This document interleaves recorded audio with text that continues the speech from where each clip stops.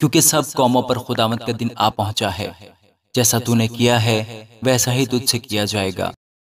خداوند کے زندہ اور پاک کلام میں سے عبدیہ، اس کا پہلا باب۔ عبدیہ کی رویا۔ ہم نے خداوند سے خبر سنی اور قوموں کے درمیان ایلچی یہ پیغام لے گیا کہ چلو اس پر حملہ کریں۔ خداوند خدا ادوم کی بابت یوں فرماتا ہے کہ دیکھ، میں نے تجھے قوموں کے درمیان حقیر کر دیا ہے، تو نہایت ذلیل ہے۔ اے چٹانوں کے شگافوں میں رہنے والے، تیرے دل کے گھمنڈ نے تجھے دھوکہ دیا ہے، تیرا مکان بلند ہے اور تو دل میں کہتا ہے کون مجھے نیچے اتارے گا۔ خداوند فرماتا ہے اگرچہ تو عقاب کی مانند بلند پرواز ہو اور ستاروں میں اپنا آشیانہ بنائے، تو بھی میں تجھے وہاں سے نیچے اتاروں گا۔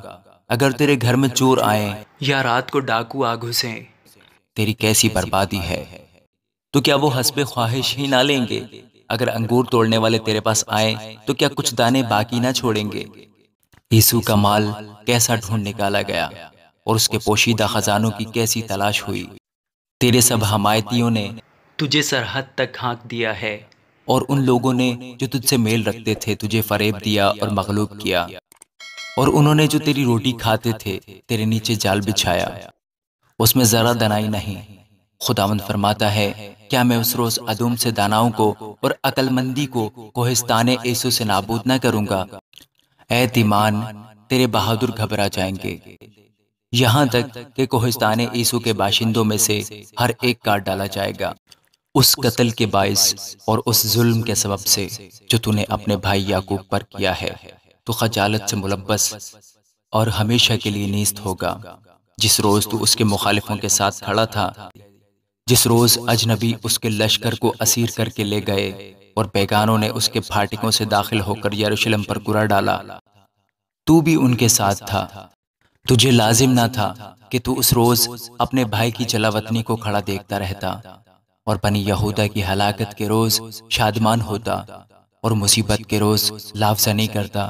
تجھے مناسب نہ تھا کہ تو میرے لوگوں کی مصیبت کے روز ان کے پھاٹکوں میں گھستا اور ان کی مصیبت کے روز ان کی بدحالی کو کھڑا دیکھتا رہتا اور ان کے لشکر پر ہاتھ بڑھاتا۔ تجھے لازم نہ تھا کہ گھاٹی میں کھڑا ہو کر اس کے فراریوں کو قتل کرتا اور اس دکھ کے دن میں اس کے باقی ماندہ لوگوں کو حوالہ کرتا، کیونکہ سب قوموں پر خداوند کا دن آ پہنچا ہے، جیسا تو نے کیا ہے ویسا ہی تجھ سے کیا جائے گا۔ تیرا کیا تیرے سر پر آئے گا، کیونکہ جس طرح تم نے میرے کوہ مقدس پر پیا، اسی طرح سب قومیں پیا کریں گی، ہاں پیتی اور نگلتی رہیں گی، اور وہ ایسی ہوں گی گویا کبھی تھی ہی نہیں۔ لیکن جو بچ نکلیں گے کوہ سیون پر رہیں گے، اور وہ مقدس ہوگا، اور یعقوب کا گھرانہ اپنی میراث پر قابض ہوگا۔ تب یعقوب کا گھرانہ آگ ہوگا اور یوسف کا گھرانہ شعلہ، اور عیسو کا گھرانہ پھوس، اور وہ اس میں بھڑکیں گے اور اس کو کھا جائیں گے، اور عیسو کے گھرانے میں سے کوئی نہ بچے گا، کیونکہ یہ خداوند کا فرمان ہے۔ اور جنوب کے رہنے والے کوہستان عیسو اور میدان کے باشندے فلسطین کے مالک ہوں گے، اور وہ افرائیم اور سامریہ کے کھیتوں پر قابض ہوں گے، اور بنمین جلاد کا وارث ہوگا، اور بنی اسرائیل کے لشکر کے سب اسیر جو کنانیوں میں سارپت تک ہیں، اور یروشلم کے اسیر جو سفارات میں ہیں جنوب کے شہروں پر قابض ہو جائیں گے، اور رہائی دینے والے کوہ سیون پر چڑھیں گے، تاکہ کوہستان عیسو کی عدالت کریں، اور سلطنت خداوند کی ہوگی۔ آمین۔